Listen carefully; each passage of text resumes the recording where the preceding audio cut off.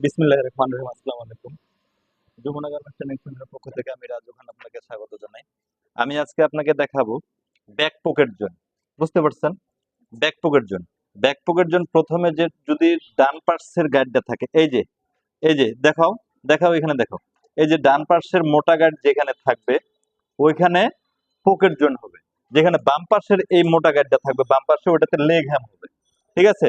এখন আমি আপনাকে দেখাবো, দেখাও এখানে দেখো। আমি এখানে দেখাবো আপনাকে এই যে সিঙ্গেল কাপড়ের উপরে মোটা গাড্ডা আছে, ঠিক আছে? আর সিঙ্গেল গাড্ডা চিকন গাড্ডা আছে পকেটের উপরে, ঠিক আছে? এটা হচ্ছে ডান সাইড গার্ড গার্ড হ্যাঁ।